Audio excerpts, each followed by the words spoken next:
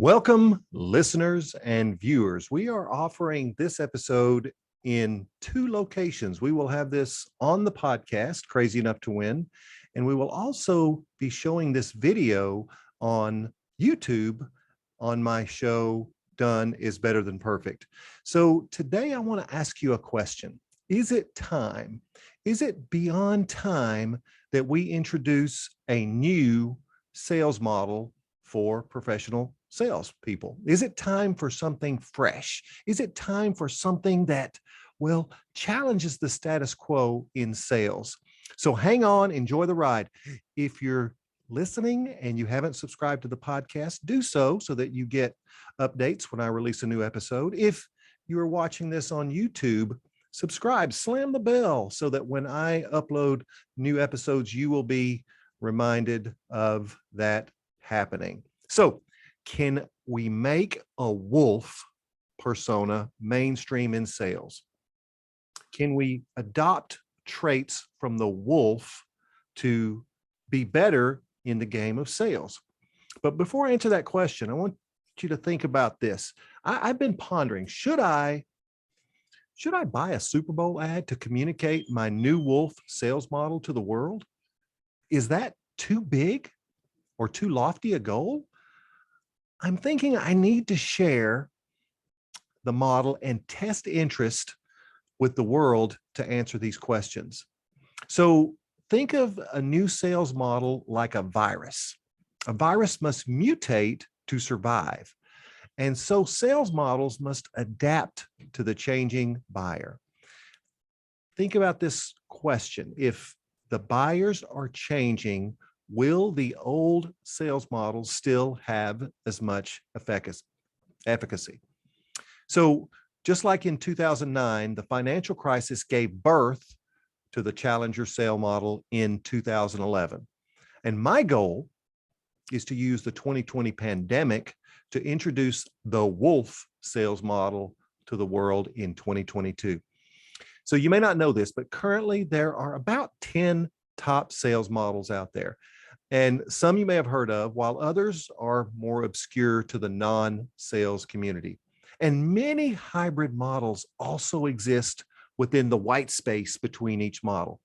So as an introduction to the wolf sales model, I'm going to explore two of these popular models so that you can see how I compare the wolf sales model to those popular models that are currently mainstream in the world of sales. But first, let's talk about the wolf. Let's examine the wolf.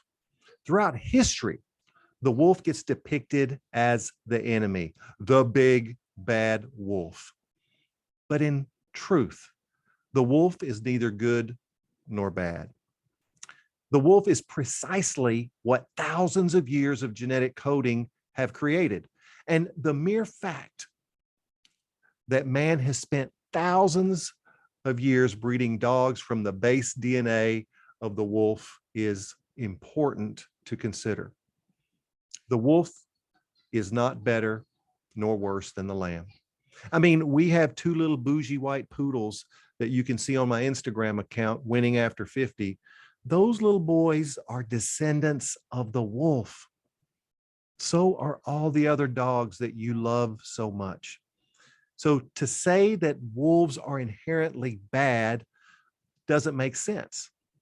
Now, to go deeper into this wolf species, they are canids, Canids, which groups more than 50 subspecies. So there are a lot of wolves out there. There are a lot of wolf species out there. And the great variety of subspecies is since their physical characteristics allow them to adapt to various ecosystems. And they have spread throughout almost the entire northern hemisphere. Despite their resemblance and closeness to the dog, wolves are difficult to tame. And I'm going to tell you, wolf sales reps are difficult to tame as well. And although some individual wolves can live alone, most of these animals live in packs and maintain a hierarchical social structure. And as you know, they're great hunters, thanks to their sharp senses, the strength of their jaws, and the speed of their legs. And the weight of a wolf depends on the breed and its availability of food. So in the northern hemisphere, as you go north, the bodies need to be larger in order to survive the cold environment. So wolves, the farther north you go, the more wolves tend to be bigger. In where I live, a derivative of the wolf, the coyote, is a relatively small animal, typically running probably 40 pounds on the large end. So what are common wolf traits? I'm going to give you 9, and then I'm going to relate these traits to the wolf sales rep. So here's number 1. You may not be surprised by some of these, but some you may. Wolves are fast. In order to catch prey, they have been bred to become fast. Wolves are adaptable to most habitats. You see wolves on almost, well, any major North American continent, you find derivatives of the wolf. Wolves have powerful senses. And I'm going to pick up on this a little bit later. And wolves typically live in groups known as packs. Now, this one you may not know. Generally, only the male and female leaders of the pack reproduce. That is to maintain genetic superiority. And wolf fur color adapts to the environment. White wolves tend to be where there's a lot of snow. And you may know this, wolves are communicators. Wolves have to communicate with each other. Wolves have different moods, including playful and affectionate. We think of this evil wolf, and well, it's also a playful and affectionate being. And remember number 9, wolves are ravenous and can eat up to 20 pounds at one time. Hold on to that. They're ravenous. So back to the sales models. I'm going to give you 2 of the really popular sales models. Some of these I teach depending on what the customer wants. Not everybody is suited for the wolf sales model, and I'll talk about that in a few moments. But the challenger sale model breaks sellers into 5 buckets. You have relationship builders, you have hard workers, you have lone wolves, you have reactive problem solvers, and then you have challengers. Instead of unraveling the needs and demands of the customers, the challenger sale model uses the framework of teaching, tailoring, and taking control of the buying journey. In other words, they challenge people so that people find value in using this approach. Now, the next model is called solution selling, and this is really popular. You may have heard this. And it's basically the idea that you should sell a solution rather than a product. And since released by Mike Bosworth in 1988, this has been the foundation for several other models and methodologies. And it was a reaction to the trend of vendors starting to sell solutions that were much more complicated than they had ever been before. And solution selling provides a deeper insight in today's mature and informed buyers, meaning that buyers are getting their information online and then approaching a sales rep. And this methodology has evolved on an extensive network of trainers that keep the method and pace it with, well, rapidly changing business climates. Now, what you came here for today, what you're listening to this podcast to gain, and what you're watching this video to understand. The wolf sales model. This is brand new, folks. This is brand new. The wolf sales model has a preference for hunters rather than relationship builders. So think about that. If you're looking to hire a sales rep, do you want a true bona fide hunter, or do you want someone who is strong in building relationships? It's important to decide if this model is going to be effective for the type of product or service you sell, or if it's going to be right for the customers that you serve. And this model is geared towards new business acquisition and not geared towards relationships or customer service models. And in this model, there are 4 phases, and I think you'll like these. The first phase is the hunt. The second phase is the stalk. The third phase is the attack. And the fourth phase is the kill. I call this HSAC: hunt, stalk, attack, kill. It's just an acronym to help make the model memorable. So the hunt is target identification. How do we look for the targets? We're hunting for targets. And I teach reps to create a finite list, a focused list, a written list, and a workable list. That's the hunt. We're looking for those targets. Now the stalk is prospecting. Now that we know the list we're going after, now we're going to prospect. And once you identify qualified prospects, a plan gets developed for engagement. How do we engage with those prospects? Now, the attack is the engagement. This is when you start to engage with a prospect. And this step includes qualification. Are they the right customer? Discovery. What do they need? What do they want? What problems are they trying to solve? And proposal delivery in person. I always recommend delivering the proposal in person if you can. At least deliver it via something like Zoom or Teams, but I do not endorse sending a proposal and hoping that you get a return call. The fourth step is the kill. The kill is closing or getting the deal inked. It's simply a contract. Now, the four parts of this model can get deployed by individuals or coordinated packs if you do account-based sales techniques. Upselling, cross-selling, on the other hand, are typically done by account managers or customer service professionals. So let me kind of explain that a little bit. The Wolf sales model is geared towards new business acquisition. And if you rely on selling and reselling to current customers, the Wolf model may not best fit your type of selling within your organization. So who is best suited to leverage this model? Who should be Wolf hunters? What I've discovered in the last couple of years of research is that since engineers tend to be more rational than relational, technical-minded sales reps are an ideal population for the Wolf model. Technicians tend to be most effective at the rigidity and repeatability of a skills-based approach. And instead of relying solely on instincts during the buying journey, Wolf sales reps rely on learned skills.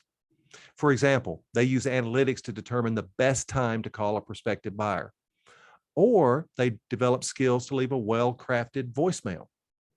Wolf sales reps are best for industries that move fast. If you're in an industry with long buying cycles, these are least suited to the Wolf model. In aggressive sectors such as engineering solutions for acute opportunities or challenges match the Wolf model for sales. Wolves tend to be impatient and derail deals that take years to close. If you have a long buying cycle that takes 1 or 2 years, this model may not be best for you. Now, Wolf sales reps are adaptable to many different industries such as energy, aerospace, or even bioengineering, which present complicated solutions to customer problems. In other words, a Wolf can sell in various sectors with time to adapt and learn. Remember, they're smart. They're smart. And these sales reps tend to have good instincts when it comes to people. Remember, I mentioned instincts earlier. They use specific skills to detect buyer needs and then utilize this information to negotiate. They want to eat. Wolf sales reps dislike discounts as an indication of poor value clarification. If discounting is a problem, maybe you need to train your reps in some of the Wolf techniques, because they use calculated risks to move decision-making toward a close. Consider these reps as rational with a finely tuned instinct or sense of smell. Now, avoid the tendency to consider Wolf reps for sales manager roles. It just doesn't work, people. I've seen several cases where Wolves were promoted to manager and it failed miserably. Remember, they're hunters. Wolves are hunters, and they will do poorly in functions which prevent them from engaging with prospective buyers. They lack the patience to teach and coach other reps, which is essential in a coach or in a sales manager. And since Wolves tend to be high achievers, they become frustrated and impatient with others who do not match them intellectually. And Wolves tend to make and execute decisions quickly.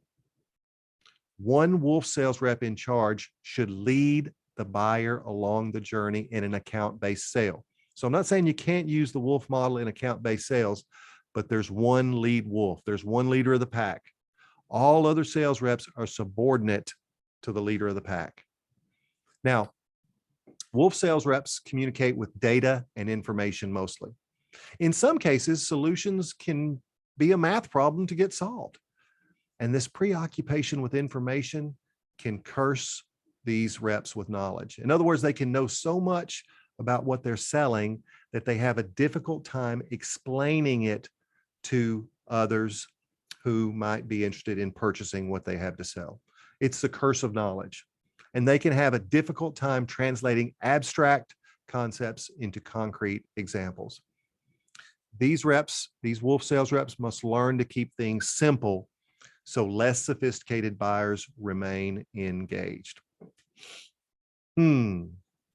So how are wolf sales reps rewarded? Well, they are rewarded by achievement. They want to achieve, and they tend to be highly competitive. They want to win so bad on their own terms. In fact, they want to win more than they want to make money. As natural closers, these reps must be reminded not to close too early and leave opportunities on the table. The phases, the hunt, the stalk, the attack, the kill are all skill-based. In other words, they have to learn a set of skills for each phase of the buying journey. And they learn skills that are repeatable after success and failure. You know, they A/B test things. This didn't work, so I'll try B. If A doesn't work, I'll do B. They adapt from every failure by attempting to do something differently. If one strategy fails, they will try another, then another. They're ravenous. Remember, wolves are ravenous. When something new works, they're going to remember it. And they're going to remember the utility of the skill they applied to do it again in the future. So I want to say this as carefully and as clearly as I can. This wolf model is certainly not for all sales reps across the business landscape. It can be called too aggressive for some markets and industries because wolf sales reps struggle in highly creative, highly political, or highly emotional areas that challenge rational thinking. If you're in an industry that's highly creative, the wolf sales rep may not be the best for you. If you're in a very emotional industry where people are buying based on emotions, the wolf may not be best for you. But this model does apply to mainstream sales thinking. It's not a niche selling strategy and maintains broad application in the business development world. And yes, it is not for everyone who decides that they want to be in sales. It does apply to both B2B, which is business to business, and business to consumer sales, B2C. And the four-step framework applies consistently to selling engineering solutions, something complicated, or something simple like large screen televisions. This model is adaptable to Main Street. This is a mainstream model. Just like the others I mentioned, this is not an ancillary model. This is a deliberate mainstream model for sales for the right people with the right temperament in the right industry. So back to the question, should I buy an ad at the Super Bowl? I hope you know I was joking. I'm going to pass on this expensive advertisement this year. It's far above my budget. But in the movie The Wolf of Wall Street, Leonardo DiCaprio played a true-to-life character called Jordan Belfort. And I'm sure Hollywood glorified and exaggerated the story as unethical or sensational to capture the attention for the world of sales. You know, there's some good sales models out there. I do not endorse the behavior depicted in the movie. I'm not saying we need to be like Jordan Belfort or the character played by Leonardo DiCaprio. I'm not supporting that at all. I'm afraid, though, I have to disagree with the negative description of the wolf. These animals have far more excellent characteristics for nature than humanity has admitted for generations. As predators, they must learn to hunt to survive. And unless killed during the hunt, think about this. Unless killed during a hunt, every wolf is doomed to the painful death of disease or starvation.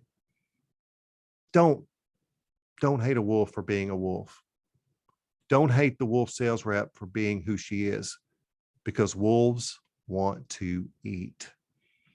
Now, I hope you've enjoyed this episode, whether you're getting this on YouTube on my video platform or you're listening to this on my podcast.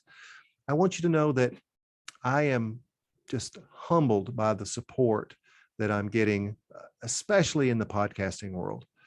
You know, you give me the most precious gift one human can give another, and that's your time. Just for doing that, I want to give you a gift. If you will go to johngrubbs.com, that's JOHNGRUBBS.com. That's my homepage. You can download a free copy of one of my books. It's a book that sells for $20 on Amazon. I will give you that book for being a loyal listener and a loyal watcher of this channel. I give that book to people who give me the most precious gift one human can give another, and that's time. I would love to hear from you. I would love for you to leave a comment, make a suggestion. If you have a topic that you want me to dig deeper into, I would love to hear from you. I respond to people when they reach out to me.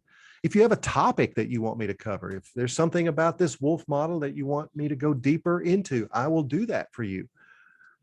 You know, this podcast, this YouTube channel is made for the ability to serve people, to give people information that helps make them better in life. And if you're crazy enough to follow my podcast, if you're crazy enough to watch my videos and share them with people in your network, I think there are far more wolves out there in sales than we like to admit. And there's nothing wrong with loving the hunt. There's nothing wrong with loving the kill. A wolf is not evil because she eats. She eats to survive. She eats to feed her babies. She eats to keep her bloodline going. This podcast, this video is for people who are crazy enough to win. This podcast, this video is for people who realize that done is better than perfect. Until next time.